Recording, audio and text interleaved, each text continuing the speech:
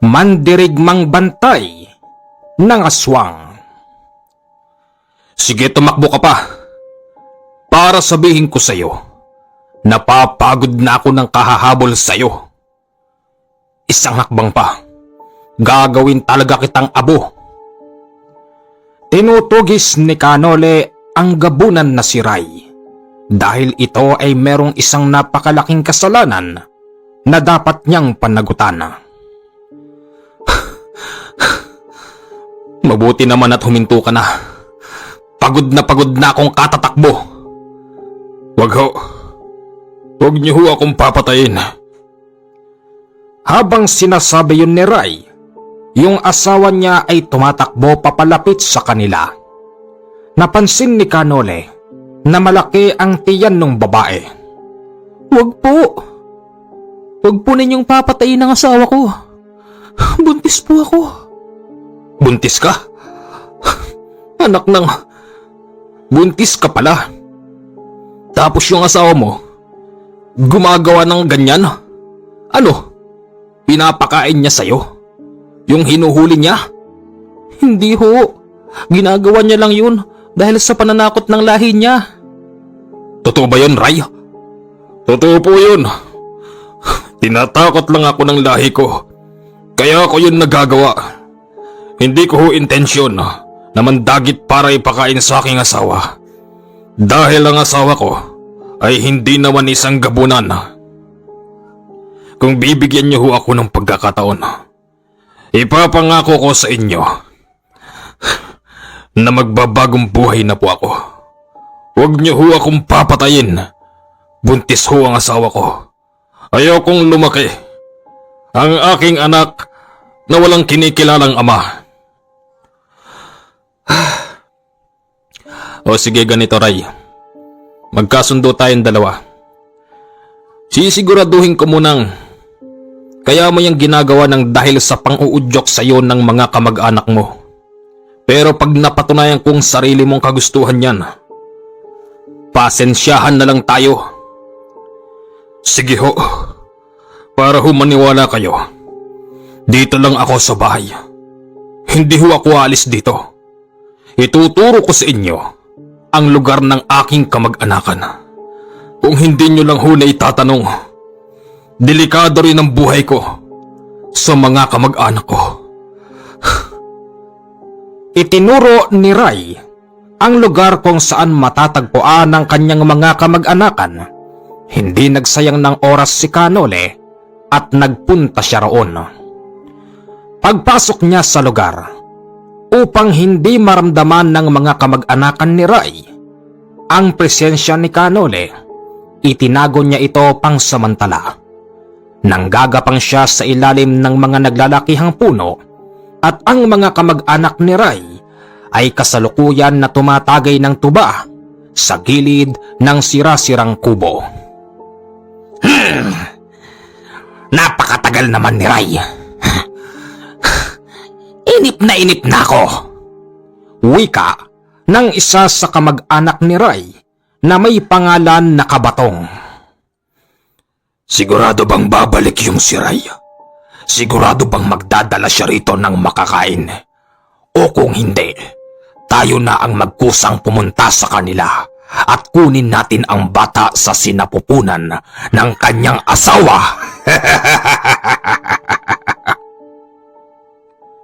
Nang dahil sa mga binitiwang salita ng kamag-anak ni Ray, nakumpirma ni Canole na delikado nga din ang buhay niya sa kanyang kamag-anakan. Makalipas ang ilang mga oras, nakabalik na si Canole sa bahay nila Ray at dito'y kinumpirma niya na tunay nga ang sinasabi ng gabunan na si Ray. Ganito, Ray. Dahil sa hindi mo ko niloloko at nakumpirma ko, hahayaan kitang mabuhay. Hindi kita tatapusin, pero ipangako mo sa akin na ilalayo mo rito ang asawa mo. Kasi kapag hindi mo yung ginawa, tiyak na paulit-ulit ka lang natatakutin ng mga kamag-anak mo para mandagit ng ibibigay mo sa kanila. Ganito, Meron akong alam na lugar. Natitiyak ko sa lugar na yon, mahihirapan silang hanapin ka. Igayak mo mga gamit mong importante. Yung mga may iwan, balikan mo ng palihim. Dadalhin ko kayo sa lugar kung saan hindi kayo basta mahahanap ng mga kamag-anakan mo. Maraming salamat ho. Napakabuti niyo po sa amin. Walang anuman yun. Narinig ko yung sinabi ng kamag-anak niya na kung hindi babalik doon si Ray para dalhan sila ng dinagit na tao, yung nasa sinapupunan mo ang kukunin nila. Ha? Sinabi po nila yun? Oo, kaya gumayak na kayo, Ray. Ngayon din. Iginayak ni Ray ang mga importanteng gamit at sumama silang naglakbay kay Kanole. Magmula sa lugar na yon, patungo sa pupuntahan nila, halos nasa 100 kilometro ang layo. Nang dahil dito kinailangan nilang makisabay sa mga nagbabiyahe ng gulay. Nasakay sila sa isang driver na mataba na nagmagandang loob nang hintuan sila nito dahil pinara sila ni Kanole. Maraming salamat ho, Manong, ha. Naku, wala yun. Alam niyo ho, ang iniintindi ko kasi, baka mamaya abutin kayo ng dilema. Marami hong gumagalang mga aswang dito. Tsaka isa pa, buntis pa naman yung babae. Oo nga po eh. Walang hanggang pagpapasalamat po ang paulit-ulit naming sasabihin habang kami nakasakay. Siya nga ho pala, saan ho ba ang biyahe nyo? Dyan lang ho sa pier. Isasakay ho itong truck ko doon tapos ibibiyahin ng Maynila. Pera na po ito, Manong. Ganun ho ba? Mag-iingat ho kayo sa biyahe. Baka naman kayo ang matsambahan ng pag-alagalang aswang dito sa lugar na to. Naku, hindi bali na ho. Hindi naman ako takot sa kanila. Meron naman akong gamit dito. Teka, saan mo nakuha ang kalasag na yan? Ito ho ay ibinigay sa akin ng yumao kong lolo. Lolo? Kung hindi ako nagkakamali, galing yan kay Lolo Gaston ho. Kay matandang Gaston? Oho, bakit ho? Kilala niyo ho ba ang aking lolo? Kung hindi ako nagkakamali, siya si matandang Gaston na tubong si Kihor. Ha? Oho, tama ho kayo dun. Paano niyo ho nakilala ang aking lolo? Hindi na importante yun. Ganito na lang, kuya. Yang hawak-hawak mong kalasag ay maraming kayang gawin. Kaya niyang protektahan ang buhay mo at ang buong pamilya mo. Ang sabi ng aking lolo, meron daw itong gabay na biglang nagpapakita kung sakaling nasa bingit na ng kamatayan ng aming buhay. Tama yun. Tama yung sinabi ng lolo mo. Kaya't pag-iingatan mo yan. Tiyak na marami ring naghahangad para agawin sa'yo ang kalasag na yan. Naku, totoo yun. Kaya nga ho tuwing dadaan ako dito hawak-hawak ko itong kalasag na pamana sa akin ng lolo ko. Napakabait talaga sa atin ng tadhana. Akalain mo, yung apo ng kaibigan ko, natagpuan ko. Di paano kaibigan? Diyan na lang kami, paglampas sa boundary. Medyo mapuno pa ho ang lugar na ito. Baka humapano kayo rito. Huwag ka mag-alala. Paglampas dyan sa boundary, okay na. Hindi na to nararating pa ng mga taong humahabol sa amin. Hinahabol ho kayo? Bakit po? Ang sarap mong kakwentuhan, kuya. Hanggang dito na lang ang usapan natin. Dito na lang kami. Sige ho, mag-iingat ho kayo. Lalong-lalo ka na, buntis. Opo, maraming salamat po. Pagbaba nila sa boundary, agad silang pumasok sa loob ng kagubatan. Ray, ito yung sinasabi kong lugar na hindi kayo basta masusundan ng mga humahabol sa inyo na kalahin nyo. May tanong ko lang po, anong klaseng lugar ba to? Sa tinagal-tagal ko nang nabuhay bilang isang gabunan, pagkawari ko'y hindi ko man lang to nadaanan. Ito ang lugar ng isa kong kaibigan. Isa siyang mandirigma. Isa siya sa inaatasan ko na magbantay ng katulad mo. Katulad ko? Bakit ho? Ilan ho ba ang katulad ko na pinababantayan nyo? Marami, Ray. Napakadami nyo. Hindi ko na mabilang pa. Huwag ka mag-alala. Natitiyak kong dito sa lilipatan nyo, hindi kayo mabuburyong dahil dito pwede kayong maghanap buhay. Pero, Ray, mag-iingat ka lang din. Kapag nalaman ng iiwanan kong bantay, yung mga kamalian mo, baka siya mismo ang pumaslang sayo. Oo, tama ka. Dahil isang mandirigmang engkanto ang iiwan ko sayo. Galit yun sa mga gabunan, pero wala siyang magagawa kapag inutusan ko siyang bantayan ka. Ganun ho ba? Maraming salamat ho kung ganun. Pagdating nila sa gilid ng rumaragasang tubig, sinabi ni Canole na hanggang dito na lang sila. Sinabi din niyang dito sila magtatayo ng maliit na kubo at sa bandang itaas pwede silang magtanim ng kung ano-anong klase ng gulay at sa hindi naman daw kalayuan sa lugar na yon, merong maliit na bayan na pwede nilang pagbagsakan ng kanilang kalakal para sila'y mabuhay. May tanong ko lang din po, Canole. Nasaan ho yung sinasabi niyong mandirigmang bantay? Saan siya rito nakatira? Mukhang nakalimutan mo na yata, Ray, yung sinasabi ko. Isa siyang mandirigmang engkanto. Ang ibig sabihin nun, nandito lang siya pag-alagala. Hindi siya magpapakita sa'yo. Pero, ikaw, kahit anong gawin mo nakikita ka niya. At huwag kang mag-alala. Kapag alam ng mandirigmang bantay na merong gustong pumatay sa'yo o sa inyong mag-iina, siya ang bahala sa inyo. Basta siguraduhin mo lang na kapag iniwang kita rito, mamumuhay kayo ng tuwid, yung hindi nang lalamang ng kapwa. Maraming salamat ho. O sige na, Ray, marami pa akong gagawin. Uuwi pa ako sa amin at marami pa akong gagamutin. Kung hindi mo lang naitatanong, para sa iba walang kwenta yung ginagawa ko. Pero para sa akin, ito ang pinaka-importante at kaya ako nabuhay sa mundo nang dahil dito. Napakahiwaga po ng inyong buhay. Saludo po ako sa mga katulad nyo. Sana kayo rin ang makatagpo ng aking mga kamag-anakan para sila'y tuluyan ng magbagong buhay. Oo, sige na, sige na. Hindi na ako magtatagal ha. Alis na ako. Pag-alis ni Canole, agad na nagtayo ng kubo si Ray dahil sa buntis ang kanyang asawa at medyo malaki na ang tiyan. Wala siyang ibang makakatulong kung hindi sarili lang niya. Nung una medyo nahirapan pa si Ray sa paghahanap ng kugon, kawayan at kahoy dahil hindi niya alam ang pwesto ng mga yun.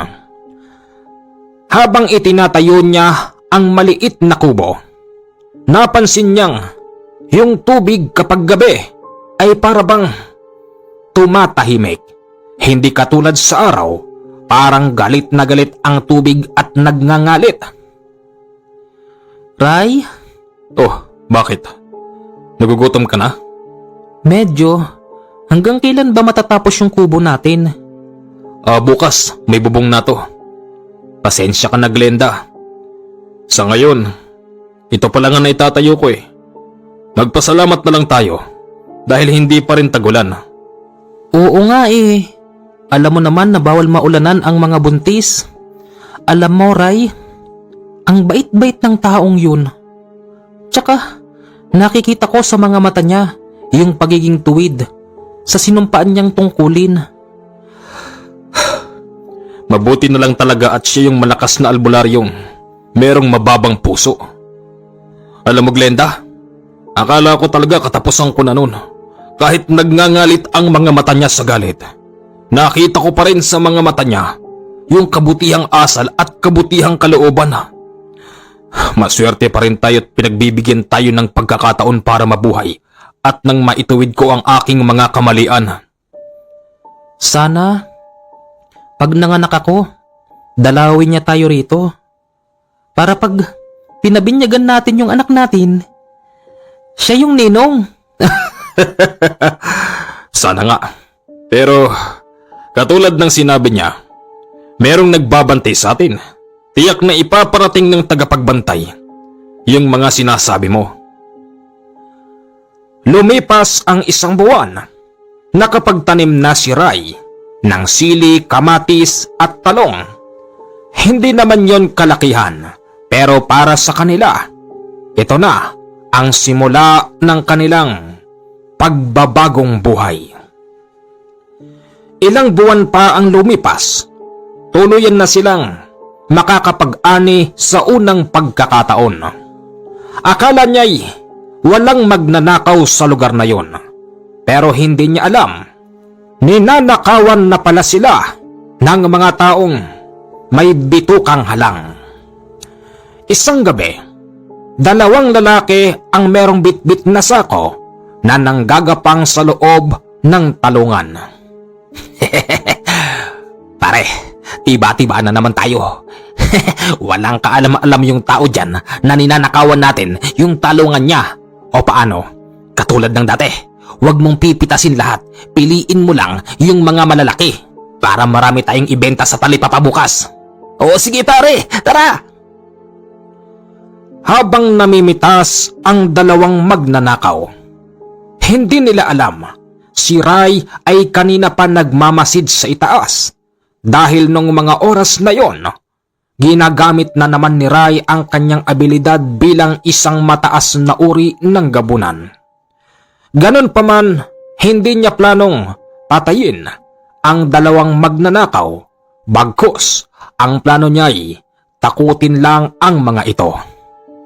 Nang makapuno na ang dalawang magnanakaw, akmang bababa na si Ray nang bigla siyang matigilan nang makita niyang merong isang lalaking nakatayo sa daraanan ng dalawang magnanakaw, nakahubad at merong hawak na kakaibang sandata.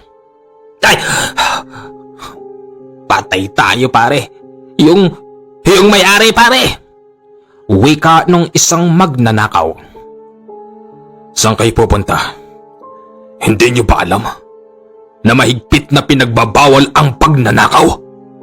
Ibaba niyo dyan yan at lumayas na kayo. Kuya, yung hawak mong sandata baka tumama sa amin yan. Wag mong itutok sa amin. Binitawan ng dalawang magnanakaw yung hawak nilang sako at madali ang nagtatakbo. Kasabay nun ang paglaho ng tagapagbantay. Pumasok si Ray sa kanilang bahay at sinabi niya kay Glenda na hindi na nila kailangan pang pumitas bukas ng talong dahil namitas na ang mga magnanakaw at yon ang ibebenta nila kinabukasan. Ano? Nahuli mo mga magnanakaw? Hindi. Ibig kong sabihin, yung sinasabi ni Kanole na tagapagbantay sa atin, hinarang yung mga lalaking magnanakaw. Ngayon, yung sako na pinaglagyan ng talong, naiwan doon. Naisip ko, hindi na natin kailangan pang mamitas bukas dahil yun ang ibebenta natin. Bakit hindi mo pa kinuha? Natatakot kasi ako sa tagapagbantay. Ipakawari ko, isa siyang matinding mandirigma. Nakahubad ang laki ng katawan. Tapos may hawak siyang kakaibang sandata. Nakakatakot siya, Glenda.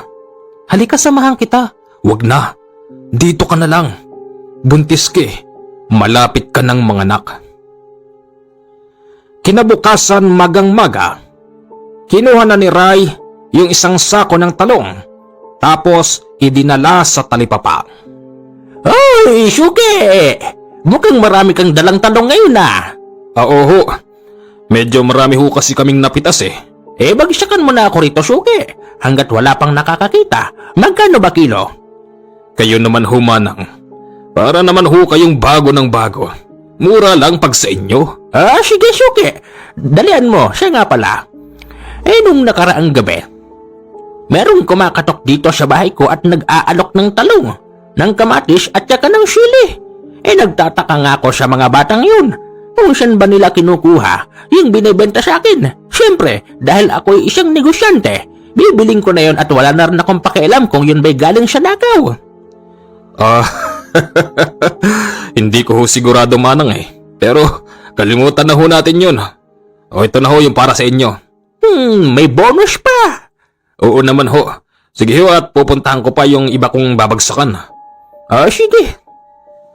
Pagpunta ni Ray sa kabilang suki niya na pinagbabagsakan niya ng gulay, parang namumukaan niya yung lalaking nakahubad. Nandito na naman kayo! Ano ba talagang gusto niyong mangyari? Bakit hindi kayo magtrabaho ng patas sa buhay? Bakit kailangan niyong mangutong ng mga tendera dito sa palengke? Rico! Bakit ho ba? Wala naman ho akong kasalanan sa inyo. Ibinibigay ko naman ho lahat ng kailangan niyo eh. Nagre-reklamo ka taba? Ha? Hindi naman ho sa ganun. Wala pa ho akong 20. Teka, sino tong mga to? At nakuha pang mangutong ng... Teka, malapitan nga. Suki, kamusta? Oy, teka. Ikaw yung nasakay ko. Oo, yung tatay mo. Siya ang suki ko rito. Bakit ikaw ang nakabantay? Wala siya rito eh. Masama yung pakiramdam. Kaya ako yung tumatao muna rito. Teka nga sandali. Kung pumasok ka para kang nasa sarili mong bakuran, ha? Ano ba yung dala mo? Sako? Anong laman yan? Huwag mo tong hahawakan. Bakit? Masama? Oo, masama. Subukan mong kunin ng aking paninda. May kalalagyan ka sa akin. Mga pare, narinig nyo ang sinabi ng magiting na lalaki. May kalalagyan daw tayo sa kanya. Kung kunin ko ngayon yan, Sinabi nang wag mong kukunin eh. Susuntukin na sana ni Ray yung lalaking kotongero nang bigla niyang maalala ang mga paalala sa kanya ni Kanole. Ano? Ano? Wala ka naman palang sinabi eh. Akin na to Hoy, ibalik niyo yan sa tao. Suki yan ng tatay ko. At ikaw, wala ka pang binibigay ngayong maga. Babalik kami mamayang tanghali. Kapag wala pa mamayang tanghali, babalik kami mamayang hapon. At kapag wala ka pang binigay, yan ang hatol ko sa'yo. Tara na mga kasama, marami-rami itong talong na to. Magnakaw tayo ng mga itlog ng pugo at pabo. I-partner natin dito para iluto. Pasensya ka na doon, Brad. Mga magnanakaw talaga yung mga taong yun eh. Ayos lang yun. Hindi bale. Medyo marami naman yung naibagsak ko ron sa matanda. Kaya, yung para sa'yo, napunta sa kanila. Teka nga pala, may tanong ko lang no.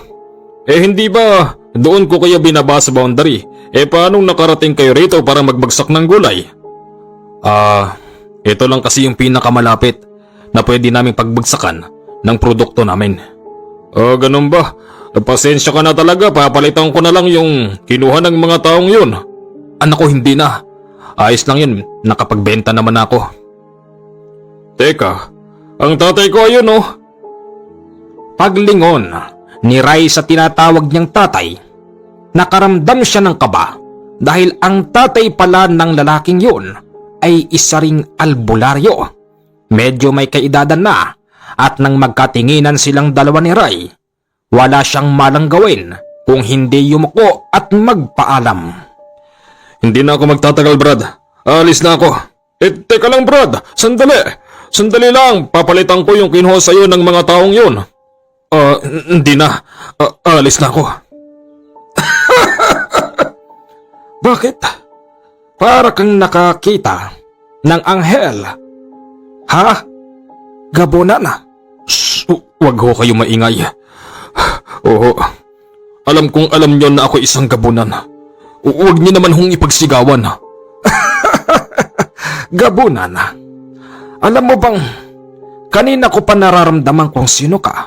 Alam mo, napahanga mo ko dahil hindi mo pinatulan yung mga kotongero. Gabunan, alam kong dahil sa araw ngayon, wala kang planong pumatol. Pero, baka mamayang gabi ay Alam mo na. Hindi ho. Hindi ko ho gawain yun dahil ako ho'y nagbagong buhay. Buntis po ang aking asawa. Manganganak na ho siya, kailangan ko ho ng pera. Ganun ba? Anak kong mataba. Tayo naman eh. Anak, bigyan mo ng kapalit yung kinuha ng mga lalaking kotongero. Bahala na ang Diyos sa kanila. Ohoy tay. Brad, ito ang kapalit na no. Pera na yun ha, hindi na yun talong. Nako, hindi na ho.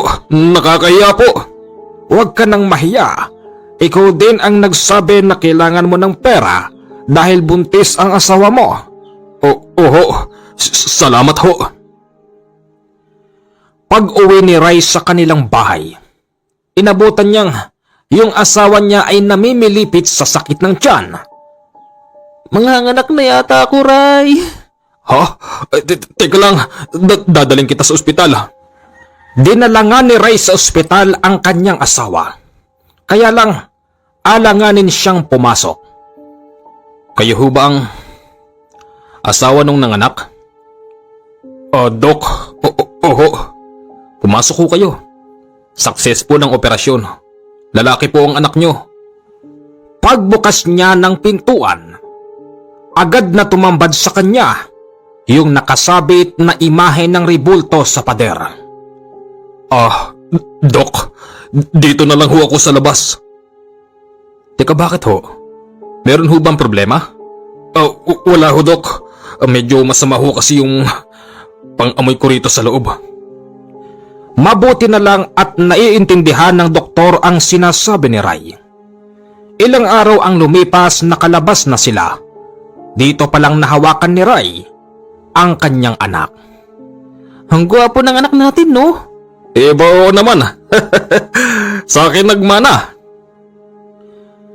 Dahil sa meron na siyang anak, magdodoble kayod pa si Ray para sa paghahanap buhay. Kinabukasan pumitas siya ng sili, talong at kamatis at dinala niya sa palengke. Dahil sa sabay-sabay yun, napakabigat nito na parabang hindi na niya makayanan pang bitbitin lahat. Bago siya dumating sa kabayanan, napaupo siya sa isang gilid ng dahil sa pagod. Maya-maya pa, nakarinig siya ng lalaking nagsisisigaw. Ay! Ano ba? Sinong matapang dito? Teka, parang kilala ko yung lalaking yon. Nako, pupunta yata rito ah. Ay!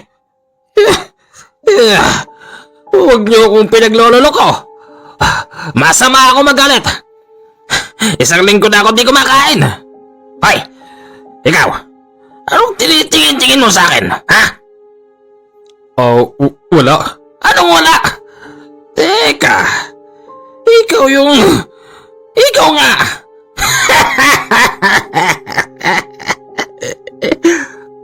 Teka, bakit ka umiiyak? Wala naman akong kasalanan sa'yo. Ikaw pa nga itong may kasalanan sa akin eh. Ikaw, pinarusahan mo ko. Bakit mo ko pinarusahan? Anong ibig mong sabihin? Anong pinarusahan ng sinasabi mo? Ibig sabihin pala ng lalaking yun, pinarusahan siya dahil lahat ng kinakain niya ay walang lasa. Kaya pala sinasabi nun na halos isang linggo na siyang hindi nakakatikim ng pagkain. At kapag kumain siya, pakawarin niya'y hangin lang ang kinakain niya. Kawawa naman tong taong to. Kaibigan, pinapatawad na kita sa ginawa mo sa akin. Ano bang pwede kong gawin para matulungan man lang kita? Sabihin mo, dun sa lalaking nagpakita sa akin, na ibalik ang panlasa ko. Hindi ako nabubusog. Naaawa si Ray sa lalaking kotongero dahil pinarusahan pala ito ng mandirigmang bantay na iniwan sa kanya ni Kanole. Sige, ganito. Dito ka lang ah. Dito ka lang. Dadaling ko lang to sa mga suki ko. Babalikan kita. Babalik ako. Makalipas pa ang 1 oras natapos na si Ray sa pagbabagsak ng mga gulay sa kanyang mga suki. Inabutan niya yung lalaki na nakatulog sa ilalim ng puno.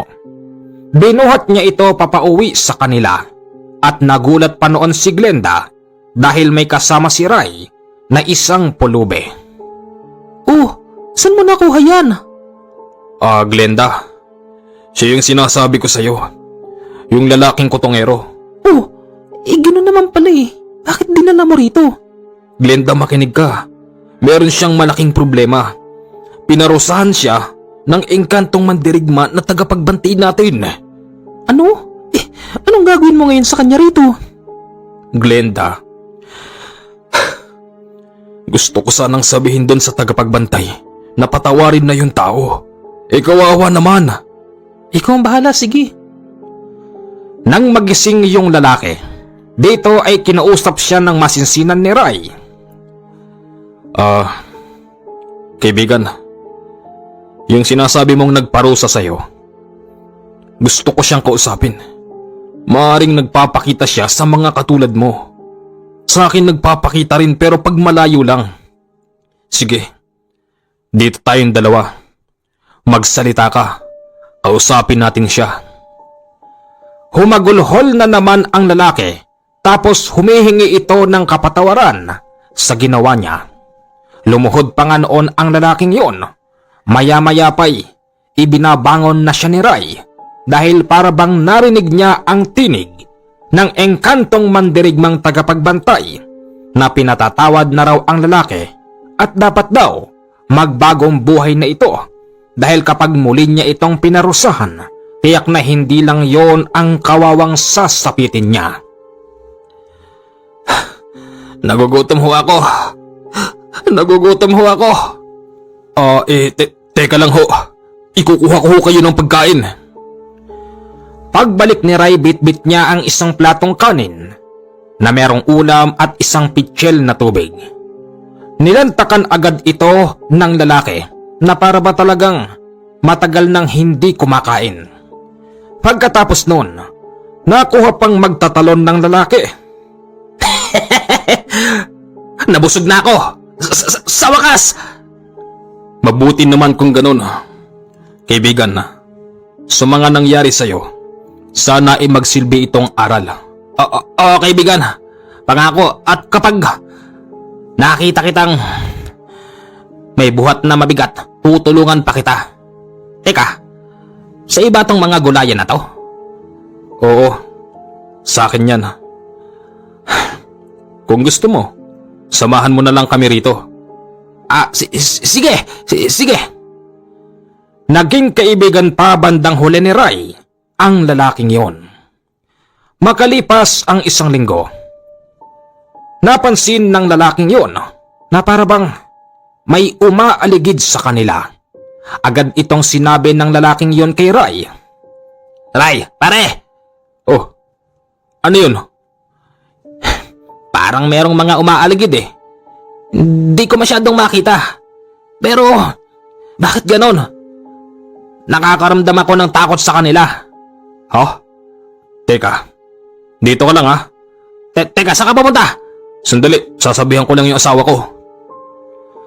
Nang sabihin yon ni Ray sa kanyang asawa, alam na pala ng asawa niyang merong umaaligid. Ray, hindi kaya't mga kalahi mo yun? Akala ko hindi tayo masusundan dito ng mga taong yun. Hindi ko sigurado, Glenda. Kasi may tiwala naman ako kay Kanole.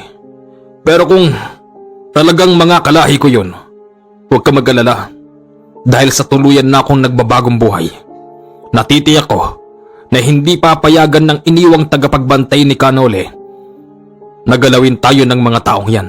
At higit sa lahat, hindi siya papayag na muli akong bumalik sa dati kong nakagawian. Kung ganun, Ray, salamat naman.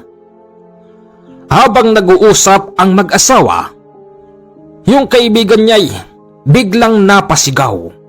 Dali-daling tumakbo doon si Ray, kaya lang wala na siyang inabutan, kung hindi ang dugo-dugong katawan nung lalaki. Pare, anong nangyari sa'yo? Sinong gumawa niyan?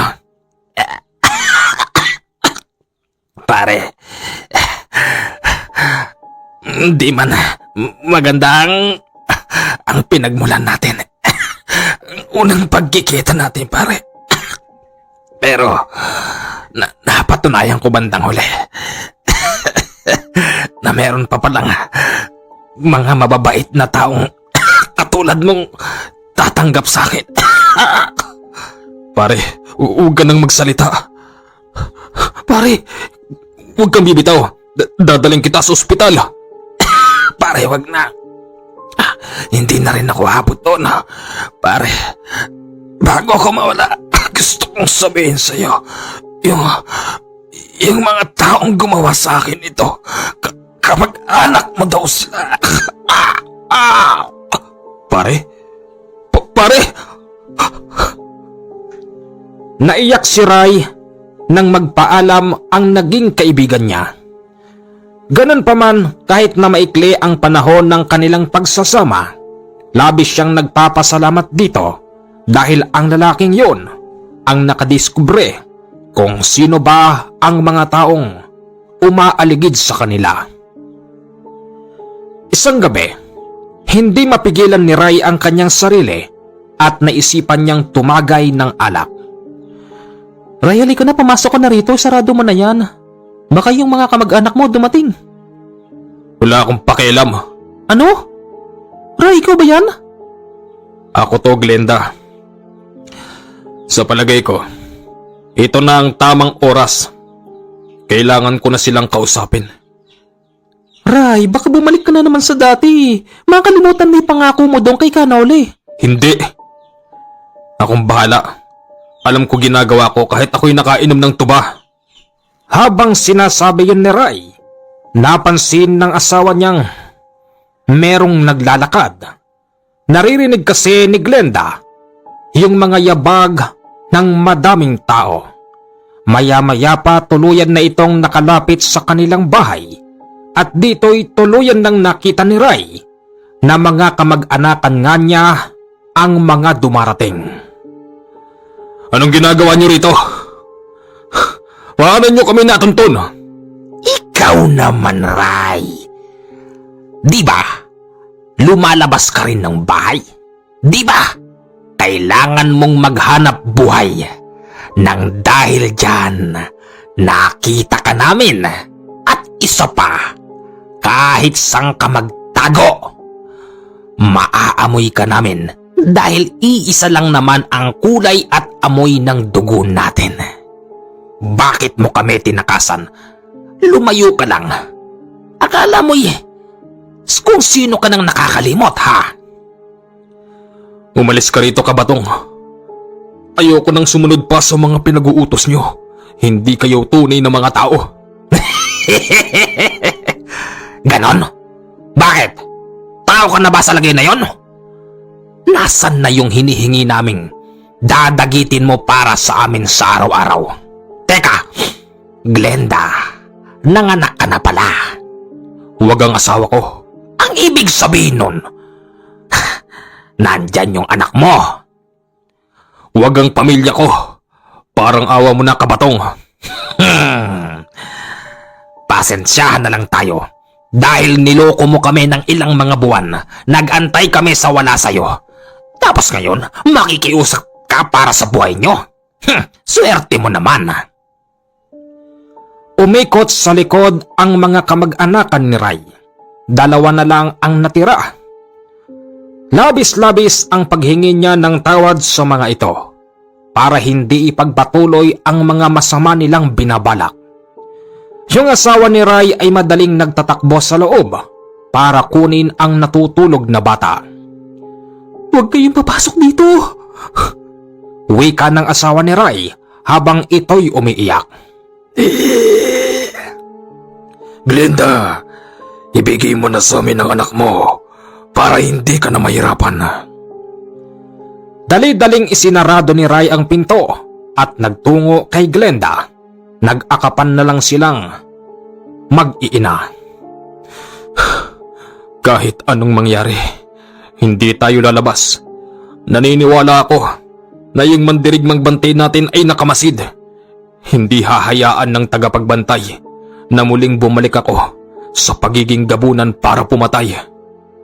Halos ayaw nang magpapigil ng mga kamag-anakan ni Ray na pasukin ang bahay. Si Kabatong pa nga, laging sinasabi yung mga katagang, Napakabango!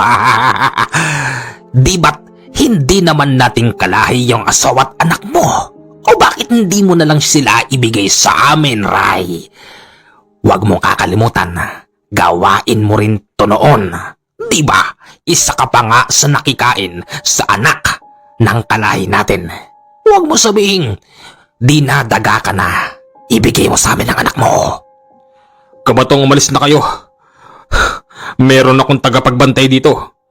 Kapag nakita ka nila, hindi ka patatawarin ng mga yon. At sinong... Nang mapahinto si Kabatong sa pagsasalita, naramdaman niyang parang nariyan na yung mandirigmang tagapagbantay. Hindi lang yon, nagkaroon ng matinding ingay sa labas. Nagsasalitaan sila ng kung ano-ano at meron pang lengguwaheng hindi nila maintindihan. Maya-maya pa na ulinigan na ni Ray yung salita ng mandirigmang tagapagbantay. Ipinagbilin sa akin ng aking kaibigan na walang sino man ang pwedeng tumapos sa buhay ng aking binabantayan dahil siya ay nagbabagong buhay. Kayang mga gabunan, magsigsiuwi na kayo dahil isa na ang namamatay sa inyo. Wika ng mandirigmang tagapagbantay. Binitbit ng mga ito ang patay na katawan ni Kabatong. Maya-maya pa lumalabas na si Ray at ang kanyang asawa. Sa pagbabakasakaling, makita nila ng malapitan ang mandirigmang tagapagbantay. Pero bigo sila nung mga oras na yon dahil ang inabutan lang nila, dugo ng patay na gabunan. Maswerte pa rin tayo nang dahil dito, hindi ko pinagsisisihan na nagbagong buhay ako, Glenda. Kinabukasan, balik pa rin sa normal ang kanilang buhay. Iniwan niya si Glenda mag-isa sa bahay, tapos ang anak ay ipinasyal niya. Bakit ba kasi ayaw mo kong isama, Ray?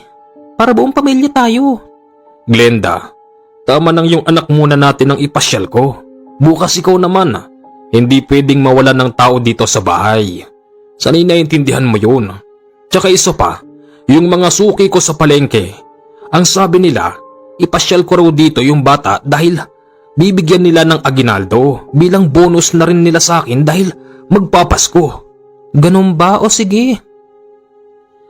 Nang nasa palengke na si Ray, maraming mga suki niya ang lumapit sa kanya. Yung bata naman ay matalinong nagbe-bless sa mga tao. Lahat ng mga ito ay nagbigay sa kanya ng aginaldo. Aba, Shuki! Malaki na pala yung anak mo. Hindi naman ho, matalino lang. Pero malaking bata ito, Shuki. O sige, nang dahil dyan, dito na kayo kakain ng tanghalian sa bahay. Salamat ho. Ang hindi alam ni Ray, habang pinagpepiestahan ng mga suki niya yung kanyang anak, merong isang matandang lalaki ang nagmamasid na parabang merong masamang balak sa bata. Shuki, mag-uuwi ka ng ulam? O heto, para sa'yo. Salamat ho. Siya nga pala. Po? May sasabihin po kayo? Siya nga pala, Shuki. Huwag kang dadaan dito Bakit ho? Basta huwag kang dadaan dito. Nakita ko yung matandang mangkukulam. Mukhang may plano yatang masama sa anak mo. Mangkukulam? Oo, sige na. At baka abutin pa kayo ng hapon sa paglalakbay. Sige ho. Hindi na ho kami magtatagal. Sige, mag-iingat kayo. Habang naglalakad si Ray, bitbit ang bata papalayo sa kabayanan. Napansin niyang parabang may nagmamasid. Hindi man niya ito nakikita, pero nararamdaman ito ni Ray. Pagdating nila sa maraming puno, binaba mo na ni Ray ang bata dahil merong buwal na puno. Alam mo, kanina ko pa nararamdaman na sinusundan mo kami. Sino ka ba? Meron bang problema? Kung may problema ka sa akin at inggit ka sa pamumuhay ko, pwede ba? Magpakita ka sa akin. Sino ka ba?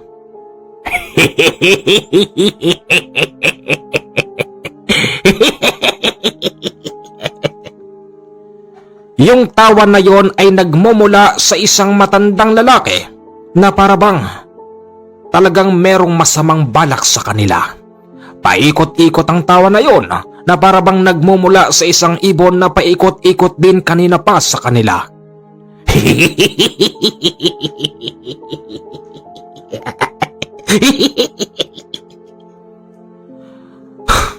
Sinabi nang wag mo akong takutin Sino ka ba? Maya-maya pa nagpakita na kay Ray yung matandang tumatawa.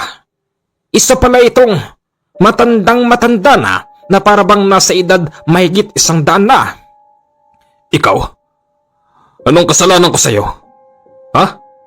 Sabihin mo nga sa akin. Simple lang. Alam mo, sa unang pagkakataon, ngayon lang ako nakakita ng gabunan. Bakit ka napadpad sa lugar namin, gabunan? Wala ka na ron, tanda. Siya nga pala, ako si Lucio, ang mataas na uri ng mangkukulam sa lugar na ito. Ulitin ko yung tanong. Paano ka napadpad dito, gabunan? At isa pa, sa tanda kong to, ngayon pa lang ako nakakita ng gabunan. Kapangit mo pala. Sabihin mo na mga gusto mong sabihin, matandang mangkukulam. Para sabihin ko sa'yo, wag na wag mong gagalawin ang anak ko. Ganon ba? Sagutin mo tanong ko. Paano ka napadpad dito sa lugar namin? Simple lang, gabunan. Napadpad ako rito para magbagong buhay, hindi para kumain ng tao. Sigurado ka? At gaano katotoo ang sinasabi mo, gabunan? Para sabihin ko sa'yo, hindi ako marunong magtiwala sa gabunan na katulad mo dahil kayong mga aswang ay magaling magpanggap. Oo na, sabihin na natin ganun. Pero hindi ibig sabihin nun lahat ng gabunan ganyan sa alam mo. Malapit ng dumilim. Kailangan ko nang makauwi. Huwag kang uuwi sa inyo, gabunan, dahil malalaman ko na ang bahay mo. Pag-uwi ni Ray at ng kanyang anak sa bahay, nakapagluto na si Glenda. Kakain na ba tayo? Oo, tara kain na tayo. Glenda, mamaya. Bakit? May sasabihin sana ako importante. Ano yun? Hindi ko alam kung bakit kaakibat na yata natin ang malas sa buhay. Bakit? May nangyari ba? Teka, ano nangyari sa anak ko? Hindi yung anak natin. Kasi kanina, pag alis namin doon sa kabayanan, may sumusunod sa aming matanda. Yung matandang yun nagpakilalang si Lucio. Isa raw siyang mataas na uri ng mangkukulam at galit na galit siya sa katulad ko. Ano? Bakit naman? May ginawa ka bang masama sa kanya? Wala, Glenda. Alam mo namang nagbabagong buhay na ako. Kaya lang, ang hindi ko maintindihan, bakit may mga ganong klase ng tao na kahit wala ka namang ginagawang masama pero galit na galit sa'yo? Baka naman naiingit sa atin. Hindi yun. Teka, nandito siya. Paikot-ikot na naman ang nakakalokong tawa sa kanilang bahay. Nang dahil dito napilitan na si Ray na lumabas at kumprontahin ang mangkukulam na si Lucio. Lucio, ano ba talagang gusto mo? Ha? Katulad ng sinabi ko na nanahimik ang buhay namin at nagbabagong buhay na ako. Pero wag mo akong pilitin na bumalik sa pagiging gabunan dahil hindi kita titira ng buhay. Maya-maya pa si Lucio ay tuluyan nang nagpakita kay Ray at nag-uwi ka ng... Dito pala bahay mo. Gabunan. Oo, Lucio. Dito ang bahay namin. Bakit? Bakit ka sumunod dito? Gusto ko lang naman kumpirmahin kung tunay bang meron kang asawa at anak. Katulad ng sinabi ko, napakapangit pala ng mga gabunan kapag nakita mo ng harap-harapan. Ano ba talagang gusto mo? Ha? Ano ba? Magmula ngayon, magiging tagapagbantay mo ko rito. Babantayan ko ang bawat kilos mo, gabunan. At kapag gumawa ka ng katiting na masama, mananagot ka sa akin, gabunan. Ang matandang si Lucio ay naging isang kulay itim na usok at biglang nawala sa harapan ng mag-asawa. Bakit ganon? Ganito ba talaga ang pagsubok ng nagbabagong buhay? Halos hindi tuloy makatulog si Ray sa loob ng magdamag.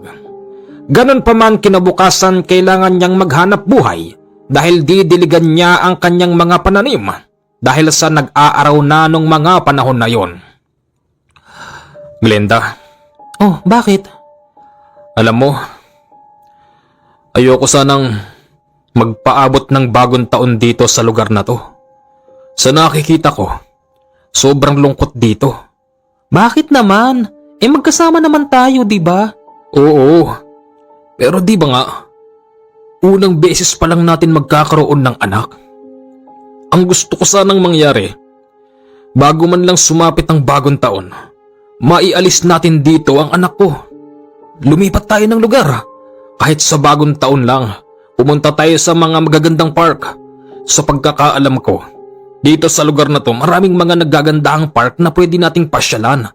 Para kahit paano, magbago man lang yung ginagalawan natin. Ayoko nang katulad ng dati, na sa tuwing Pasko at bagong taon kami ng mga kalahi ko naghahanap kami ng makakain na tao. O sige, ikaw ang bahala. December 31, umalis sila Ray sa kanilang bahay. Bit-bit ang nag-iisa nilang anak. Formal ang kasuotan para magtungo sa pinakamalapit na park. Ang ganda rito, Glenda. Talaga, ang ganda nga rito. Dito na tayo magpapaabot ng bagong taon. Siya nga pala, yung pagkain natin baka napanis. Hindi. Okay yun, basta ako nagluto. O sige. Inilatag nila ang sapin sa damuhan. Naglabas ng pagkain habang pinagmamasdan ang maraming tao. Inakala noon ni Ray na kapag nandun na sila sa ganong lugar ay hindi na sila masusundan pa ng kung sinong magbabalak sa kanila ng masama. Maya-maya pa, merong isang matikas na lalaki ang lumapit sa kanila at nagsabing, Magandang araw ho. Magandang araw din naman po. Bakit po? Ray, may tao. Bakit ho? Napansin ko lang, isa kang gabunan.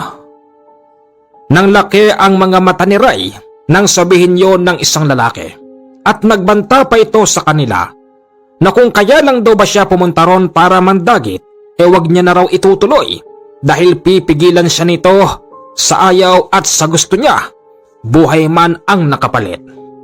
Ganon pa man, ipinakita ni Ray ang pagbabagong buhay. Pagsapit ng 12:00, heto na ang putukan. Nagkakasiyahan na sila. Pero nung mga oras na yon, yung lalaki ay nakabantay pa rin sa kanila na parabang wala lang at nagmamasid sa paligid. Pagdating ng 1:00 ng madaling araw, umuwi na ang mag-asawa. Pero ang inabutan nila sa kanilang bahay, mga sabog-sabog na mga gamit. Bakit ba ganito? Sinong gumawa nito? Siguro mga kamag-anak mo na naman. Pinipilit talaga ako ng mga taong to na magbago eh. Bagong taon, ginulo sila ng kanilang kamag-anakan dahil nung ding mga oras na yon, nakapaligid pala ang mga ito sa bahay ni Ray.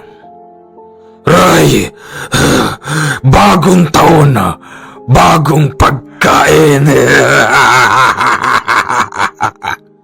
Wika ng lalaking may pangalan na Baturo na isa sa kamag-anakan ni Ray. Baturo, patay na si Kabatong. Baka gusto mong ikaw na ang sumunod. Baturo, bagong taon na magpahinga ka naman. Bakit wala ba kayong nakain sa kuta? Talagang inantay niyo pa kami? Ray, naglalaway ako sa amoy ng anak mo, Ray. Dahil sa anak na ang nakataya dito, hindi mapigilan ni Ray na maglabas ng galit. Naghubad ito tapos lumabas ng bahay at nag-itsurang gabunan. Sinabi ko sa inyo, natigilan niyo ang aking pamilya, pero pinipilit niyo ko. Nang tuluyan ng naging gabunan si Ray, napansin niyang yung mandirigmang tagapagbantay ay nagmamasid. Pasilip-silip ito sa mga naglalakihang puno, minsan nasa ibaba, minsan nasa itaas. Nang dahil doon, napigilan niya ang kanyang sarili kaya't ibinalik niya ito sa dati.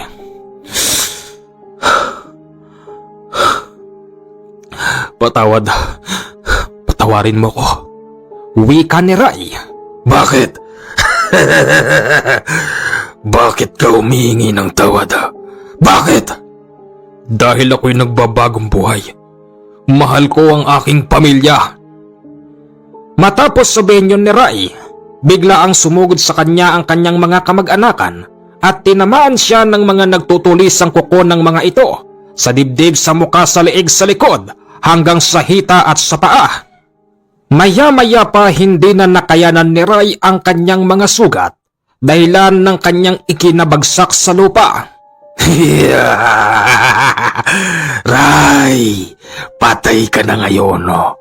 Bakit kasi hindi ka lumaban sa amin? Huwag niyong papatay ng asawa ko. Glenda! Nasaan ang anak mo, Glenda? Dahil sa hindi na mapigilan ang gutom ng mga kamag-anakan ni Ray, tinangka ng mga ito na pumasok sa loob ng bahay pero nabigo sila dahil hinarang sila ng mandirigmang engkantong tagapagbantay. Nagulat pa ang mga kamag-anakan ni Ray dahil meron pang isang matandang lalaki ang pilit na humaharang sa kanila. Sino ka? Sino ka? Ako si Lucio, ang mataas na uri ng mangkukulam sa lugar na ito. Tunay nga ang sinabi ng gabunan na si Ray na siya'y nagbabagong buhay. Nang dahil sa pagbabagong buhay ng tao, pinagsasamantalahan niyo naman Gabunan. Mga gabunan kami. Isa ka lang mababang uri ng mangkukulam, kaya wala kang pakialam kung gusto naming kainin ng bata dyan. Bandang huli, naging kakampi pa nila ang matandang mangkukulam na si Lucio. Ginawa nito ang lahat para hindi makapasok ang mga kamag-anakang gabunan ni Ray. Maging ang mandirigmang bantay ay ayaw silang papasukin. Binantaan pa sila ng mga ito na kung hindi sila aalis sa harap ng bahay nila Ray, tiyak na ito na ang pinakahuling bagong taon na mararanasan ng lahing gabunan. Nang dahil sa makukulit ang mga ito, wala nang nagawa noon ang mandirigmang tagapagbantay kung hindi gumawa ng paraan para paslangin ang mga kamag-anakan ni Ray. Ang matandang mangkukulam naman na si Lucio, lumikha ito ng matinding lason kaya't sumusuka ng tinta ang mga gabunan kaya hindi sila makakilos. Kung hindi nyo lang naitatanong, isa ako sa inatasan na maging tagapagbantay ng pamilyang to nang dahil sa utos ng mataas ng albularyo na si Cano Lesto. Anong sabi niya? Si Canole ang nag-utos sa kanya. Oo daw, Ray. Kaya pala ganun ang matandang yun. Binitbit ng asawa ni Ray ang kanyang asawa. Pumasok sila sa loob at nag-akapan kasama ang nag-iisa nilang anak. Dito pinabayaan nilang labanan ng mandirigmang tagapagbantay at ng matandang mangkukulam ang mga kalahi ni Ray. Mula sa kanilang kinaupuan, rinig na rinig niya yung pagmamakaawa ng mga kalahi ni Ray na wag silang papaslangin. Pero hindi sila pinagbigyan ng mandirigmang tagapagbantay. Nung mga oras na yon, si Canole ay naroon pala at nakamasid dahil galing lang siya sa kabilang baryo dahil meron siyang kapanalig doon at doon siya nagpaabot ng bagong taon. Kitang-kita ni Canole kung paano pinaslang ng mandirigmang tagapagbantay at ng matandang mangkukulam na si Lucio ang mga kamag-anakan ni Ray. Maya-maya pa, kumakatok na si Canole sa bahay nila Ray. Ray, buksan mo to. Sino ho yan? Ako ito, si Nole. Canole? Madaling nagbukas ng pintuan ng asawa ni Ray dahilan kung bakit sila naiyak. Happy New Year sa inyo. Meron akong dalang pagkain. Galing ako sa kabilang baryo, dito sa aking kapanalig. Dito ako nagpaabot ng bagong taon dahil gusto kong malaman kung talaga bang nagbagong buhay na si Ray. Siya nga pala, kaibigan ko, ermitanyo. Kamusta kayo? Okay lang po kami. Alam nyo, napahanga ako ng asawa mong si Ray. Kanina pa kami nakamasid dito, pero wala siyang ginawa para ipakita ang pagiging gabunan niya. Nang dahil dito, meron siyang bonus kay Canole. Bonus? Teka, bago yung bonus, gusto ko munang gamutin si Ray. Ginamot ni Canole ang mga sugat ni Ray. Nang dahil dito nakapagsalita na siya ng maayos. Ayos ka lang, Ray? Ayos lang ho ako. Ano hong ginagawa niyo rito? Hindi ho ba dapat nandong kayo sa inyong pamilya? Dahil sasalubong sa pagpasok ng taon. Ray, wala akong asawa. Wala akong anak. Wala rin akong nanay at tatay. Wala na sila sa panahon na ito. Alam mo ba, mas pinili kong dito magpaabot ng bagong taon para masaksihan ko kung talaga bang nagbagong buhay ka na. Ray, pasensya ka na nga pala dahil si Lucio, yung mataas na uri ng mangkukulam, hindi maganda ang unang pagkikita niyong dalawa. Kaya nga, masyado akong tinakot ng matanda na to. Kapanalig pala natin siya. Pasensya ka na. Siyempre, gusto ko lang din naman makasigurado. Katulad ng sinabi ng aking kaibigang ermitanyo na kapanalig natin, meron akong bonus sa'yo. At natitiyak ko, yung bonus ko sa'yo, mapapakinabangan mo habang buhay. Ray, tatanggalin na kita sa pagiging gabunan. Ibabalik kita kung saan ka nagmula. Ang ibig sabihin nun, mga kaibigan, si Ray ay tatanggalin ng pagiging gabunan sa mga hindi nakakaalam. Si Ray ay hindi tunay na gabunan noon dahil siya ay niyanggaw lang nila Kabatong at ng mga kamag-anakan pa nila. Kaya lang nila ito tinatawag na kamag-anak dahil nga nang mayanggaw nila ito, tinuring na nila itong isang tunay na kamag-anak dahil nga siya ay isa ng ganap na gabunan. Kinabukasan, umalis na noon ang mangkukulam na si Lucio dahil kailangan naman daw niyang dumalaw sa kanyang mga anak at apo. Dito palang nakita ni Ray ng malapitan yung mandirigmang bantay na isang engkanto at siya rin ang dahilan kung bakit nagkanda ubos-ubos ang kamag-anakan noon ni Ray. Engkanto? Mandirigmang engkanto? Oo nga. Una nakita ko siya sa malayuan. Hindi ko akalain na ganito pala ang kanyang itsura. Isang lalaking may magandang muka at may malaking katawan. Ray, ano nang gagawin natin ngayon? Ngayong hindi ka nagabunan. Simple lang ang gawin nyo. Pwede na kayong lumayo rito at makihalubilo ng tunay na tao. sa ibang mga kapwa natin na nabubuhay. Ray, bibigyan kita ng isang magandang hanapbuhay. Puntahan mo tong address na to. Diyan sa lugar na yan maraming trabaho. Diyan, matututo ka sa lahat ng bagay. Talaga? Maraming salamat, Kanole. Alam niyo bang, sa tagal kong naging gabunan, halos sising-sisi ako araw-araw kung bakit ko ginagawa ang mga pagkain ng... Ops. Huwag mo nang ituloy. Iiyak ka na eh. Una pa lang, Ray, alam kong hindi ka naman talaga ipinanganak na gabunan. Hinawahan ka lang ng mga masasamang tao na yun. Kaya nga nung sinabi ko sa yung pagod na ako nakahabol sa iyo, hindi totoo yun. Dahil ang totoo dun, gusto lang kitang hulihin at tignan kung magbabagong buhay para malaman ko kung dapat ka bang ibalik sa dati. Naiyak si Ray sa mga binitiwang salita ni Kanole. Hindi siya makapaniwala na meron pala talagang mga taong makakaintindi sa kanya kahit gaano na siya kasama. Pag-alis ni Ray sa bahay na yon, nagpunta siya sa address na ibinigay ni Kanole at sa ngayon, mapalad na si Ray dahil meron na rin siyang apo. Matanda na silang dalawa ng asawa niyang si Glenda at sa panahon ngayon, isa na siyang masasabi nating tagumpay na businessman dahil yung mga anak ni Ray ay nakapagtapos sa isang kilalang kolehiyo sa Maynila at yun ang nakapagbigay sa kanya ng magandang buhay. Hanggang dito na lang po ang isang napakahabang kwento natin. Maraming salamat po sa mga walang sawa na sumusuporta sa ating YouTube channel. Muli, ito si Commander GH, ang nag-iisang nagsasalita sa channel na ito. Huwag kalimutan na mag-like sa ating video. Salamat po.